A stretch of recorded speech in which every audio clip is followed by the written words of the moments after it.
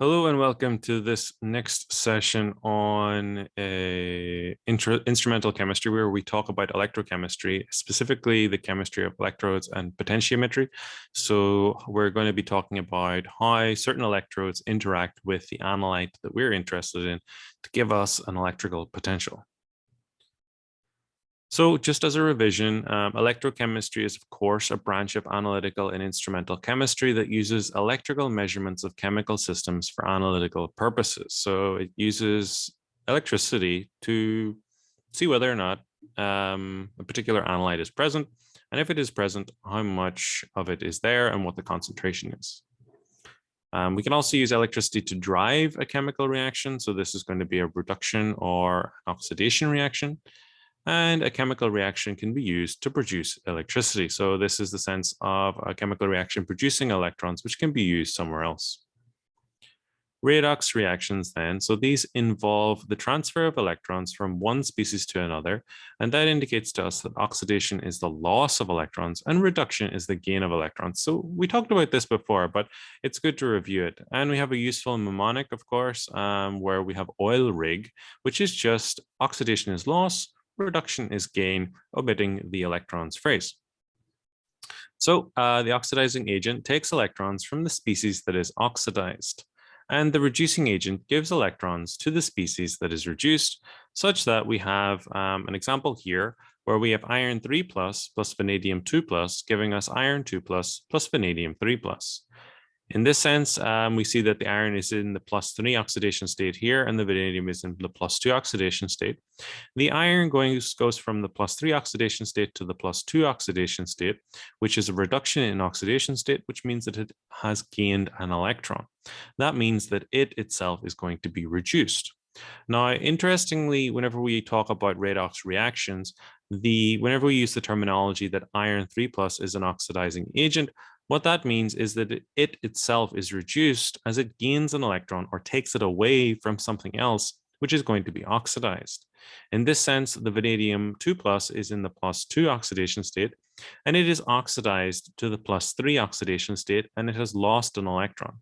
In this sense, it is able to give an electron to something else, and so it is going to be the reducing agent. It can affect a reduction. Galvanic cells then, so these are also known as voltaic cells. They produce some sort of a potential based on a chemical reaction. So we have two electrodes, we have an anode and we have a cathode. The cathode is where the reduction reaction happens, so the gain of electrons happens in this part, and here we have an oxidation side, which is the anode. So the electrode at which the reduction occurs is called the cathode, and the electrode at which oxidation occurs is the anode. The salt bridge then is going to be connecting the two cells together, and it contains an electrolyte which helps to produce electroneutrality throughout the cell. Because remember, in both of these, we have either the reduction or the oxidation, which causes a change in the number of electrons, causes a change in the number of ions. And so this means that we would have an imbalance and we would end up with highly reactive charged cells if we don't provide some way to balance the charge across the two cells. And so that is provided by the salt bridge with an electrolyte. So remember that anions flow to the anode and cations flow to the cathode. So the cations become reduced because they gain an electron, and the anions become oxidized as they lose an electron. Potentiometry is the use of electrodes to measure voltages that provide a chemical information. Electrodes used respond selectively to specific analytes in solution or in the gas phase. So this is where they give a very specific kind of, what do you call this? A very specific kind of potential whenever a certain electrolyte, which is our analyte, is bound there. So usually they're in the form of some sort of membrane or something, or some chemical reaction happens, which causes there to be a change in the flow of electricity through the circuit.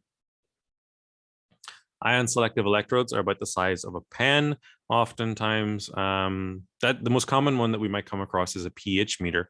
A pH meter makes use of electrodes. In that sense, a glass electrode. We'll talk a lot about that as we go through here. And potentiometry then uses things like glass electrodes. We also have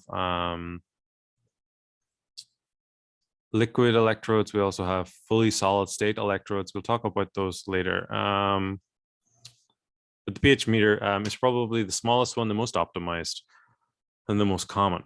So an indicator electrode, as called a working electrode, responds to analyte activity. So the activity here is the sense of how much the analyte is expressed in the solution.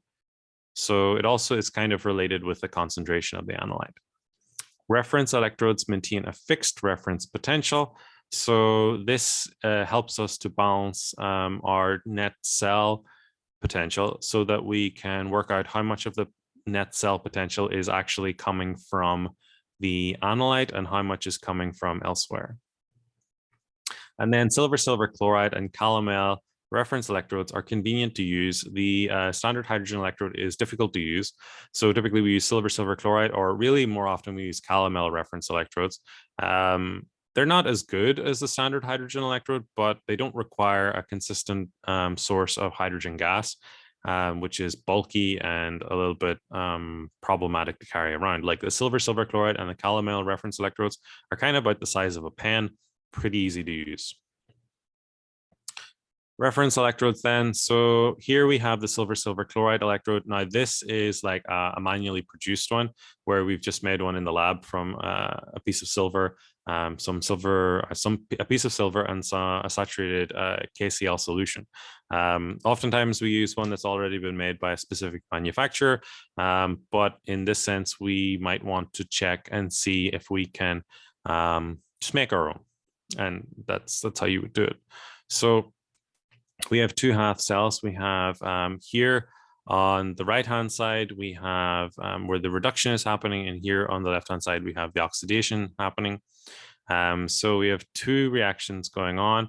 We have a reduction here where iron 3+ is converted to iron 2+, and then we have a reduction happening here where silver is converted, or silver chloride is converted to silver metal, which is deposited on the surface of our electrode. And so that has an intrinsic value for the electrode. So we can then use our Nernst equation, which we talked about in the previous session, to determine the electrode potentials. So for the reduction, we have here the Nernst equation. So here is the standard potential for that reduction times this term, which is related to the concentration of the species. And then here we have the reaction quotient. Here we have the oxidation, which is the reference. So it's dependent on the concentration of chloride ions, because remember the silver and silver chloride are both solids, and so they don't actually participate in the reaction quotient. And so the overall cell potential then is, of course, the difference between the reduction and the oxidation reactions. And the chloride concentration is fixed by the solubility of KCl, which is saturated. Therefore, the cell potential only changes with the quotient of the iron 2+ and iron 3+ concentrations. So that's why we have that big pile of potassium chloride in the previous slide. We have a saturated KCl solution so that at all times the chloride concentration is at its maximum in water. And so by knowing this, it basically means that we can always work out what this term should be. And so if this term always remains the same, then the only thing that's changing is this quotient here, because this is a constant, and this is obviously just a constant as well. And then we just have the log of this quotient as being our only real changeable or variable term. And so that's going to be this is how these indicator electrodes work. They fix everything else in place, and then the only thing that changes is the concentration of the analyte, and then that changes the cell potential, and then that can be used to work out the concentration based on the Nernst equation's relationship with the equilibrium constant, as we saw in the previous session. So silver chloride reference electrode. So this is a little bit of a look at how it works. So typically it's not like the one that we just saw, although basically they minimized it or made it a lot smaller and optimized how it works. So the silver chloride electrode. So what happens is that silver chloride, which is produced in solution, deposits on the anode's surface.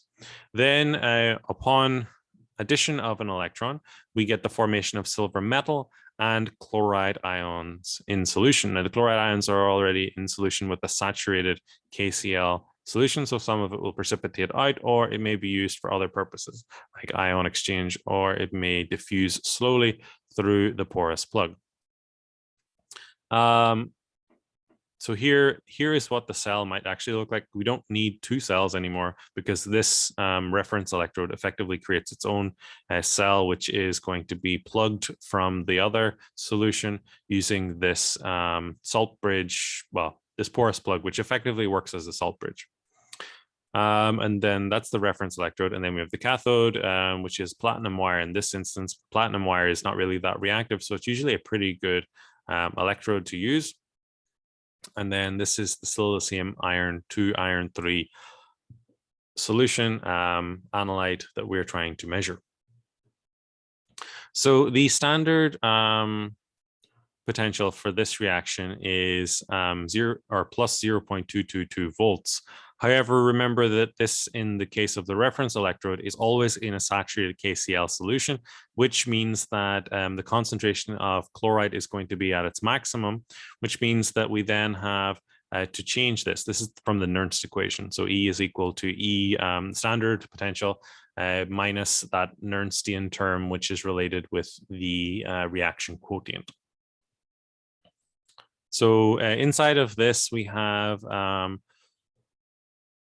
obviously got the salt bridge, which is the porous plug, which separates it from the solution outside the analyte solution. Then we have like a solid KCl plus some silver chloride here. So the silver chloride comes from just the paste sort of precipitating out and falling into the KCl through gravity. So this KCl maintains in the solution a consistent concentration of chloride ions. And then here we have the wire, which is made of silver.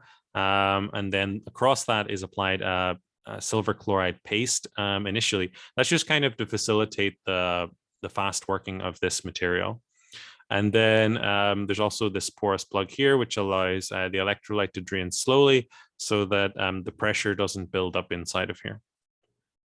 And then this obviously goes out to the rest of the, potentiometer or the rest of the system.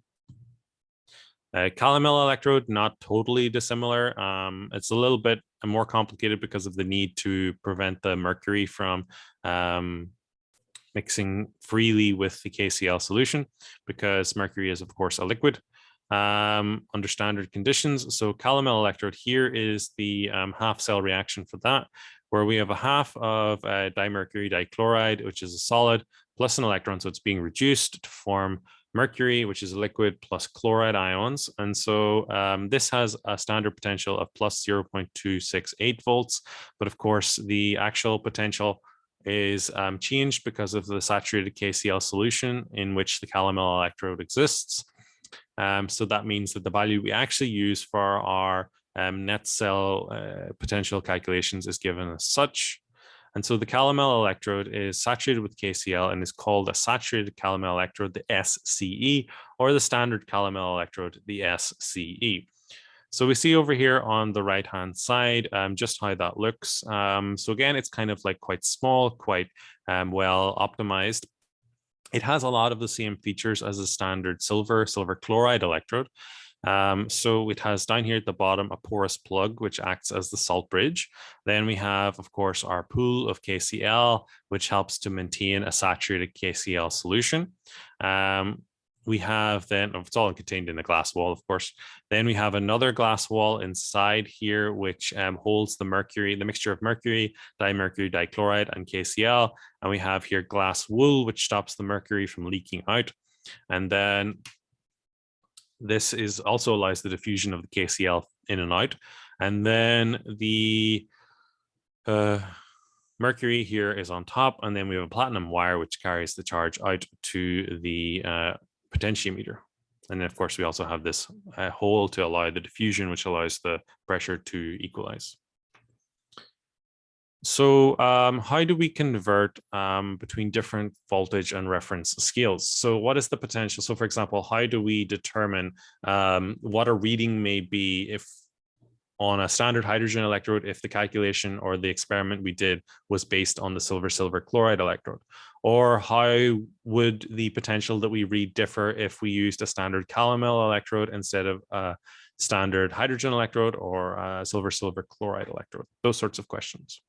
So we have here a number line, and we have here the assigned value of the standard hydrogen electrode. Remember, everything is measured with reference to the standard hydrogen electrode. Just as an arbitrary point of reference, there has to be some. So based on that, we can look at our reactions. For example, there's a reaction A here, which on the standard hydrogen electrode scale would have a value of minus 0.220. But what would the value then be if we had that under the silver chloride electrode? So the difference between the standard hydrogen electrode and the silver chloride electrode is going to be plus 0.197. So that's from the saturated KCl solution that we saw before. So if we measure this value on the standard hydrogen electrode scale, then it's going the absolute difference between this and the silver chloride is going to be minus 0.417. So why is it that? It's just this added to this. So what's happening here is that this is the net cell reaction. So remember that E is equal to E at the reduction minus E at the oxidation. So whenever we have this value of 0, so that means that we have minus 0.220 minus what's that? Minus 0, because the standard hydrogen electrode is 0. And so that means that we have an end up value of minus 0.220. Now, if we then did this measurement instead with the silver chloride electrode, we would have E as being equal to what's happening at the reduction, which is minus 0.220 minus the value for the standard silver chloride electrode of 0.197. So that means that minus 0.220 minus 0.197 is going to be equal to minus 0.417. Okay. So you can then do the same thing for the standard Calomel electrode, and we can see how they convert between the different scales. It's all really based on this net reaction potential. So you can then do the same thing for B here. I encourage you to do that yourself and try and work out how you get to the values for the silver chloride and the standard Calomel electrode. The standard Calomel electrode for part A is just the same. You just change this value for this value, the potential for the standard Calomel electrode or the saturated Calomel electrode. So you would put in here plus 0.241. Okay, so that's how we would convert between the different scales. Okay, indicator electrodes. So we've talked about the principle of how those different electrodes work. So let's consider now a little bit about how they may be are useful in our determinations of concentrations or the presence of certain analytes. So metal electrodes develop an electric potential in response to a redox reaction at the metal surface. So these what's happening here is that there's some sort of reaction happening, and then that generates an electrical potential, which can be, of course, measured because we as humans are very good at manipulating electricity and making circuits that can measure minute changes in potential. Ion selective electrodes are not based on the redox processes, but are based on selective binding of one type of ion to a membrane, which generates a potential. So we'll see examples of that later, but basically what's happening is that there's some sort of physical process happening whereby an ion of interest is interacting with our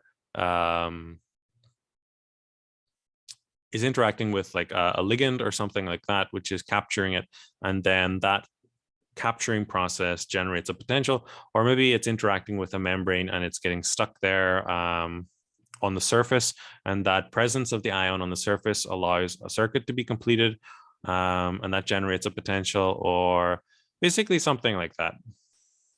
We see examples, of course, like the common one is protons in a glass matrix for pH measurement. Platinum is the most common metal indicator electrode because it is relatively inert, and gold and various types of carbon are also used as indicator electrodes. That typically is because platinum is a bit expensive because of its use in jewelry. Gold is also expensive because of its use in jewelry, but because there's a lot more gold in the world, it's not as expensive. And carbon is, of course, the cheapest, but generally the best to use is platinum, but it is a bit expensive. And so these work best when their surfaces are large and clean. So indicator electrodes. So here we go again. So this is where we're going to use the silver chloride indicator. Or sorry, here this is a picture of we're using the standard saturated Calomel electrode here as our reference electrode. So this is where the oxidation is going to happen.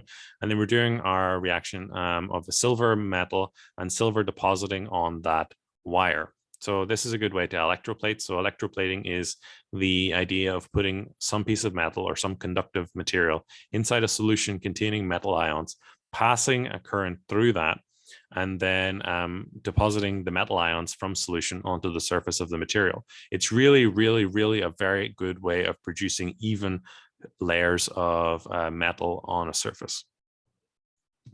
So the reaction at the silver indicator electrode is given here. So silver plus is reduced with an electron to form silver metal. So it's in solution, so it's aqueous plus an electron gives us silver solid. And so the reduction potential for that is 0.799 volts. The Calomel reference half cell reaction then is shown here. So we've got dimercury dichloride plus 2 electrons gives us dimercury plus 2 chloride ions. And so the oxidation potential for this is going to be plus 0.241 volts. This is in a saturated KCl solution, of course. So this is for our saturated Calomel electrode.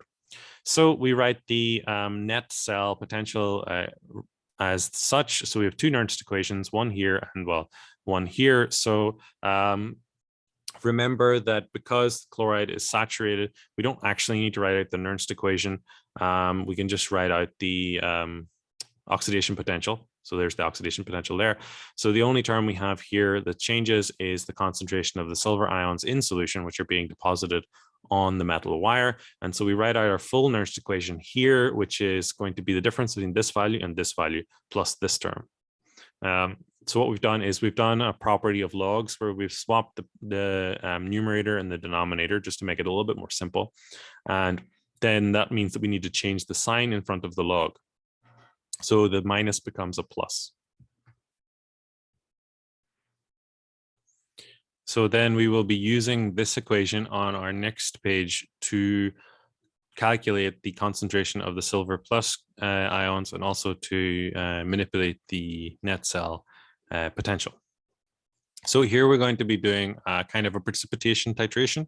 So this is going to be a good use of that equation that we just saw on the previous slide. So this builds on titrations that you may have encountered in other analytical chemistry classes.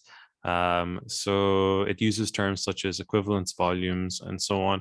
Equivalence volumes is just whenever we have the same concentration of both the analyte and the titrant. So that's kind of like the end of the reaction, and anything beyond the equivalence volume will mean that we will have an excess of the titrant, and anything before the equivalence volume means that we will have an excess of the unreacted analyte. So a 100 milliliter solution containing 0.1 molar sodium chloride was titrated with 0.1 molar silver nitrate, and the voltage of the cell shown on the previous slide was monitored. The equivalence volume is going to be 100 milliliters. That's whenever we would have equal concentrations of both the analyte and the titrant. And you can kind of see that because 100 milliliters times 0.1 and 100 milliliters times 0.1 would mean we would have the same number of moles. So we're asked to calculate the voltage after addition of 65 milliliters of the titrant and 135 milliliters of the titrant being silver nitrate. So this 65 milliliters is before the 100 milliliters, so we will have an excess of our analyte. And here, this is beyond the 100 milliliters, and we will have an excess of our analyte, or I'm sorry, our titrant, because 100 milliliters will use up all of the analyte. So we'll have about 35 milliliters of just pure silver nitrate there. So the solution here is the titration reaction is going to be sodium chloride reacting with silver nitrate. And ultimately what we're doing is we're reacting the silver with the chloride to give us silver chloride. So here the silver plus is reacting with chloride to give us silver chloride, which is a solid, which we will see precipitate out of solution. So at 65 milliliters, 65% of chloride has precipitated with 35% remaining in solution. So that means we have 35 milliliters of chloride solution remaining. So the chloride concentration is going to be equal to the fraction of chloride remaining times the concentration of the initial chloride solution times a dilution factor, because remember, we've added 65 milliliters to our initial 100 milliliters, which means that the concentration is going to be of chloride is going to be reduced because the volume is larger. So the chloride ion concentration is going to be equal to 0.35, which is our fraction of chloride remaining, because that's 35%. So 35% of 1 is 0.35 times the initial concentration, which was in the question, which is 0.1 molar, times this dilution factor. So we have 100 milliliters over 165 milliliters, 165 milliliters being the new constant or the new volume. So that will give us a chloride ion concentration of 0.0212 moles per liter. And so we can actually use this to then work out the cell voltage. So how do we do that? So we need to use something called the solubility product. And this is something which is just describing how much of the silver chloride actually dissolves in the water and how much of it remains undissolved. So you can see here, it doesn't really dissolve at all because the solubility product is very small, but there will be a little bit present. So most of it's going to be from the remaining chloride. So we need to know the silver ion concentration. So we find out the silver ion concentration based on the solubility product. So we can, the solubility product is Ksp is equal to the concentration of silver ions times the concentration of chloride ions. And so we rearrange that to get the concentration of silver ions, because we already know the chloride ion concentration here. So it's Ksp over the chloride ion concentration gives us this as the silver ion concentration, 8.5 times 10 to the minus 9 moles per liter. Then we can fill that into the equation that we had on the previous slide for the cell potential. So the cell voltage can be obtained using the equation from the previous slide, where E is equal to 0.558 plus 0.05916 log to the base 10 of the concentration of silver ions. Fill in our values, and we will see that the cell potential is going to be equal to 0.081 volts. So that's at 65 milliliters. Now, how do we calculate it for 135 milliliters? So the potentiometric precipitation reaction is given here. So for 135 milliliters of silver nitrate, there is an excess of 35 milliliters of silver nitrate. So 100 milliliters was needed to use up all of the chloride ions that were present from the sodium chloride. And now we just have excess silver and nitrate in solution. So silver nitrate then concentration is equal to 3.5 millimoles of silver in a total volume of 235 milliliters. So how did we work this out? Well, we based it on 35 milliliters of silver nitrate, which is 0.1 moles per liter. So the silver ion concentration is going to be equal to the number of moles times the constant, or times the volume, which will give us a concentration of 0.0149 moles per liter. The cell voltage can then be calculated using the same equation that we used on the previous slide, where we fill in the cell voltage fill in the concentration of the silver ions and get a value of 0.450 volts. And so here is just a picture of that.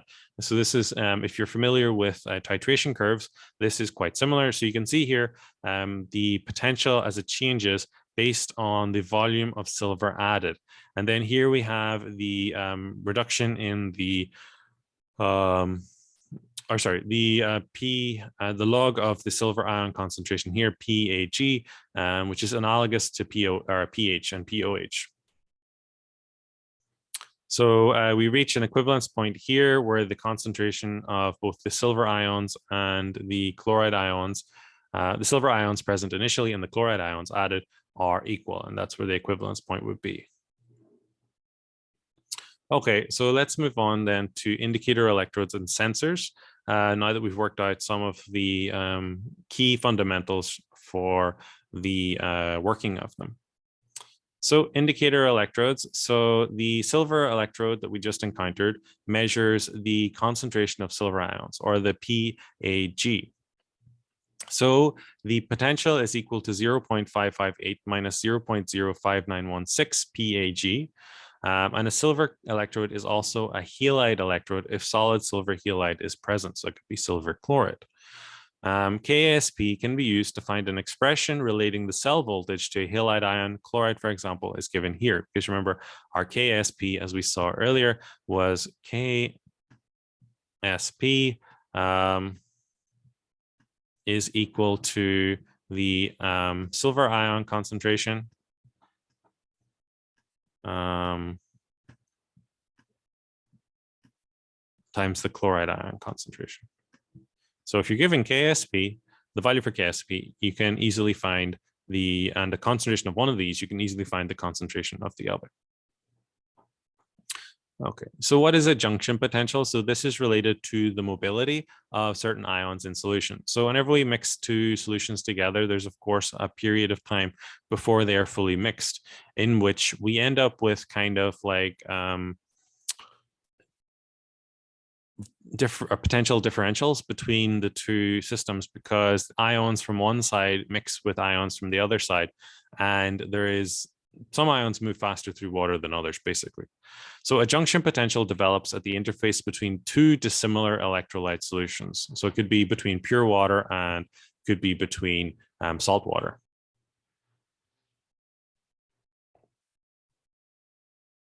Junction potentials are typically small and are found at each end of the salt bridge connecting two half cells. They put a fundamental limit on the accuracy of direct potentiometric measurement.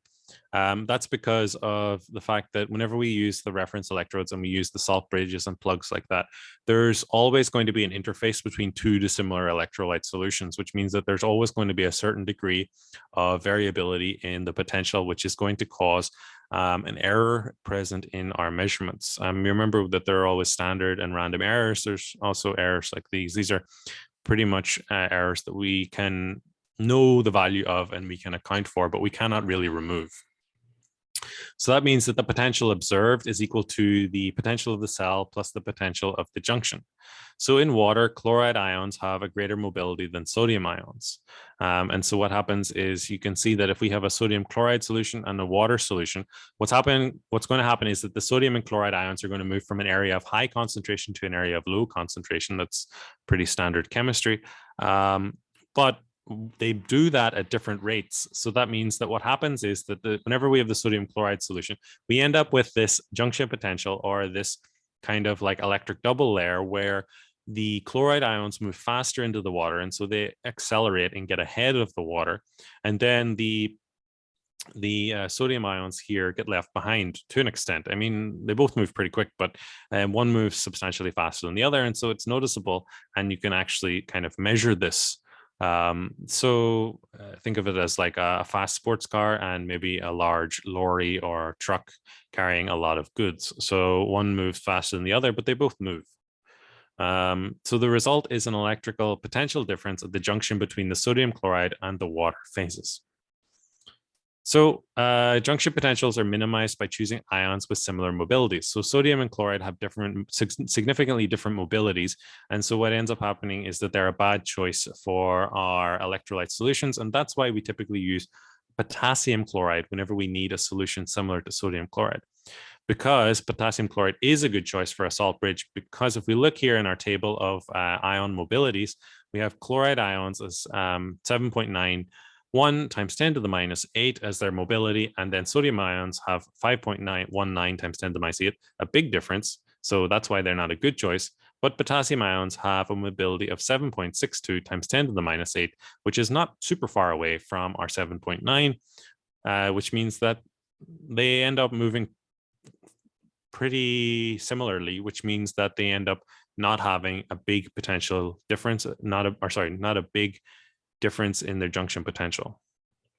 So how would we determine which side of the junction is more positive? If we have this system where a 0.1 molar sodium chloride solution is placed in contact with the 0.1 molar sodium nitrate solution, and we're asked which side of the junction is positive. So the solution here is that sodium ions are on both sides, and so there's no net diffusion of sodium ions across the junction, which means that the charge of either side of the junction is going to be based entirely on the movement of the chloride and the nitrate ions. So chloride ions here are diffusing into sodium nitrate, and nitrate is diffusing into sodium chloride. So if we go back and we look at our ion potentials or mobilities, we are comparing chloride with nitrate. They're beside each other here. So chloride has 7.91 as its mobility, and nitrate has 7.4. So chloride moves faster than nitrate, which means the chloride will move faster into the nitrate region. The nitrate will move into the chloride region, which means that the chloride region will get depleted first because of charge. Will get depleted of charge faster than the nitrate initially, and then we will have the chloride side being more positive because it is depleted of chloride ions. So this causes the sodium nitrate to become more negative and the sodium chloride side to become more positive. And so that's how we would look at the junction potentials. And you can see over here the kind of junction potentials between different electrolyte solutions estimated at 25 degrees Celsius. And so this just is a kind of like a comparison. So we can see here equal molar concentrations of sodium chloride and potassium chloride have a junction potential of minus 6.4, which means that which is reasonable because remember that the potassium ion has a faster mobility than the sodium ion. Chloride ions being present on both sides means that there's no transfer. So the potassium ions move faster into the sodium-rich region than the sodium ions move into the potassium region, which means that this region becomes more negative and this region becomes more positive, thus giving us the negative sign. A positive sign means it's the opposite. And so that's just kind of how this kind of junction potential kind of thing works and how we might compare our different solutions.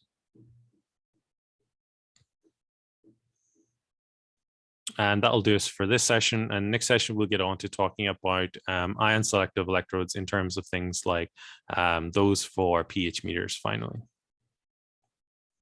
Thank you for watching.